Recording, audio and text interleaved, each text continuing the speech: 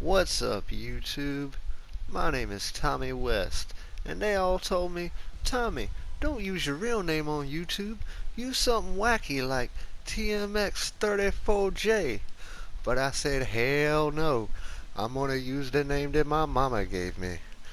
And today, I'd like to try something a little different. This is a new series I'm gonna try out. This is gonna kind of go hand in hand with my budget series Hard Cap, where we don't spend no money. We haven't spent no money yet, and we've had a lot of success so far, despite shitty internet. So, I don't know what we're going to call this yet, but this is going to go hand in hand with Hard Cap. We're going to use this same account, but what I thought I'd like to do is I want to try and build a squad, a good competitive squad to use for online competition, utilizing nothing but rewards cards. We're gonna go from not spending no money to not even spending any MT. It'll just be cards that you get from playing the game, doing spotlight challenges or moments of the week challenges, or the rewards token market. Yeah, just strictly rewards cards. And you see here the latest locker code. We're going to get a little bit of MT here. 1500 I think, looks like. But we're going to start out with all Emerald rewards cards. I think I have a couple from Domination, but most of them are going to come from the Emerald rewards market. So you see, our team is looking like Anthony Simons, Isaiah Ryder, Paul Pierce, the legend Ryan Anderson, Sean Bradley, Theo Ratliff, Antonio McDyess, Jamario Moon, the Beast Tim Legler, Steve Kerr, Jared Bayless, Brian Scalabrini, and Torrey Craig. Yeah, Torrey Craig and Anthony Simons are those domination rewards. Everybody else came straight out of the Emerald rewards markets. 3 tokens apiece. So yeah, you can build this squad without spending the first MT at all. And we'll see how this goes. I'm not super confident in the squad, if I'm honest. But we're going up against D Rose and some Emerald. He's got some Emerald Rewards guys as well. Jared Bayless, Chandler Parsons, and DeMarcus Cousins. And he's also got Tobias Harris in his starting lineup. But how I think this is going to go, and I'm certainly not writing anything in stone just yet. But yeah, we'll play with these guys, and with each win, like maybe I'll upgrade one card to a Sapphire or the next stage of cards, and with a loss I'll downgrade a card or something. And maybe if I just want to switch some guys around, like Emerald for Emerald, we can make lateral movements like that, at any time.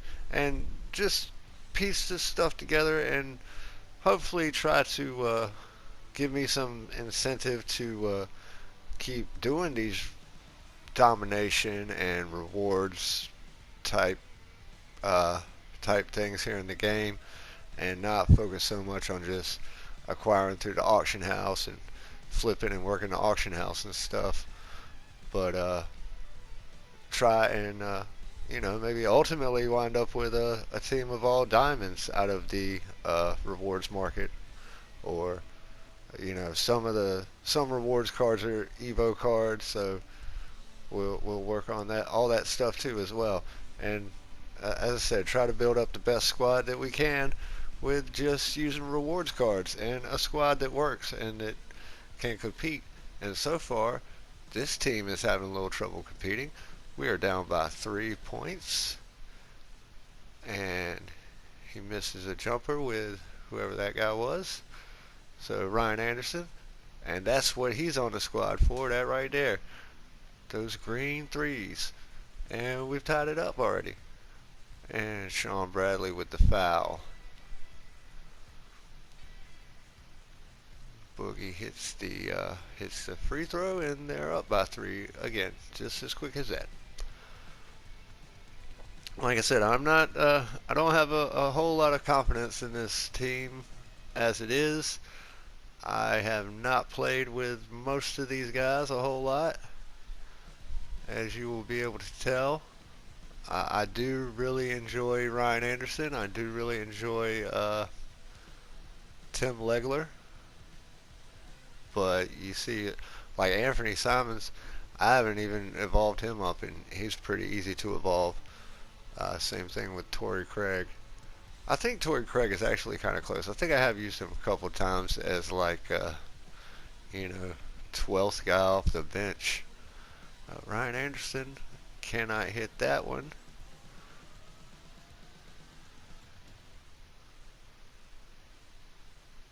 And with the most of the time when you're building a squad for online play, it's kind of twofold. You want a good team that you can use and you can score with and you can defend with. Let's see if Paul Pierce can hit that 3. He cannot, but Sean Bradley gets the putback. But you also don't want an OP squad of, you know, all 95s, because then you're going to get matched up against another OP squad of all 95s. And that is a dangerous game to play, sirs. You wanna kind of balance your team with good players and average players, and really, especially in 2K20, it's so much more about knowing your players' releases. Like, that's way more important than what a player's ratings are. Badges are super important, but the ratings mean very little this year. And it's a 2-point lead. We're not blowing them out, but we're not getting killed like we were early on. Ahead to Paul Pierce, and he cannot hit the layup, but he does get fouled. And he knocks down the first.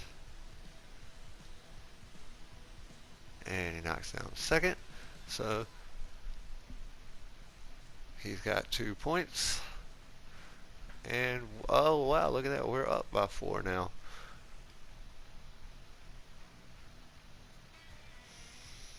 I kind of do hate it that, well, I do and I don't. With all Emerald, all 81, our highest rated player is 81. So there's nobody great on this team, really. We are getting matched up with a lot of players who are very early into the game, who are just with starter squads. So hopefully, as our team evolves and gets better, we'll face some better opponents. But hey, I don't want to get. I don't like losing either. I don't want to get my ass beat. But I also don't want to blow. I also don't want to be blowing teams out to the point where they're gonna quit in the, you know, second quarter or the third quarter. I haven't completed very many games this year. Usually, it's been. I did have a couple of really bad beatdowns where I got my ass handed to me. I always completed the game though, but usually whenever I'm up, the opponent will leave the match, and I don't really like that. I wanna look through the box scores. I wanna have full games with these guys. I wanna be able to say, when I'm showing you guys a card that I got that I like, I want to be able to show you, here's what he can do. Here's his full potential in a full game. And like Isaiah Ryder, he's got some potential despite being an 81, because he can throw it down like crazy. Just like I told you guys, Tim Legler won a 3-point shootout at NBA All-Star Weekend. Isaiah Ryder also won a dunk contest at All-Star Weekend. I think he was the first guy to do the in between the legs dunk in a NBA dunk competition. So that is definitely reflected in his 2K play. I do have that Jamario Moon with a dunk of his own. I do have that Legacy Isaiah Ryder card, which I haven't played a whole lot with. I don't think he's on this account. I'll show you guys sometime. I'll log in and do something with my other account. Maybe a gameplay of, somebody. I just got the pink diamond James Harden. I have a lot of cool cards on that one. Theo Ratliff goes up and he gets fouled. We are up by 7 at this point. And Theo hits the free throw. Theo hits the free throw. I'm a poet and I didn't know it.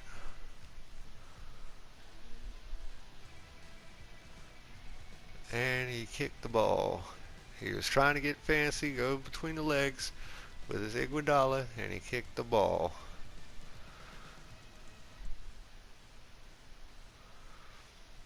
And McDyess gets called for the foul. Reaching in. That Daniel Dice.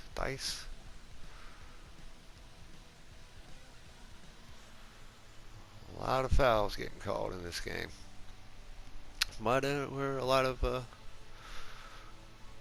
below average players in this game. Below average players on the courts. The guys holding the sticks are, all world. Better believe. And his Bizarro Chandler Parsons knocks in the free throw. So they've got it down to 7, and we're going to call a play because I'm a play caller now. I used to be all about ISO, but now I'm all about calling plays. And Tim Legler knocks down the long 3 in the hot zone, shooting steadily, optimizing those badges, and he misses the long 3. And ahead to Moon for the jam.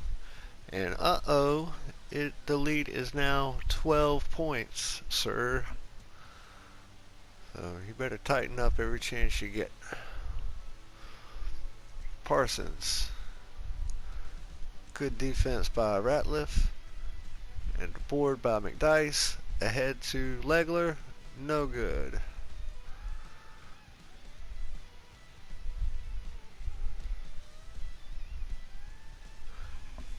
I'm really super unfamiliar with the people this guy's playing with, so I'm not great at play calling this game. But that is definitely Chandler Parsons. And he takes a long 3. And was not a good looking shot. Tim Legler, 3, greens it. And what is that? 15-point lead now. 2:37 left in the second, and they need to talk it over. So Legler has 6 points. Sean Bradley also has 6 points, and I think like 8 rebounds. So those are our 2 MVPs of the game so far. Theo Ratliff is not showing up statistically, but he's had a good impact on defense this game. Steve Kerr bringing it up. Takes a long 2, no good. Yeah, like I know Steve Kerr's got a great 3-point rating, but I'm not a big fan of his release, and I find it, especially the Emerald, kind of difficult to shoot with. Legler alone under the basket, and now he's got 8, and it's a 13-point lead. Ratliff with the block. Ahead to Legler. Wide open layup, and he gets to double digits.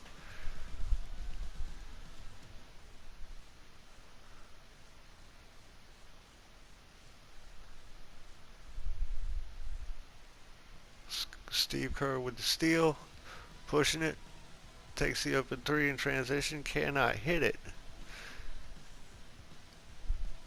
McDyess with the block. And Boogie's hanging his head because he knows he should have went up stronger than that.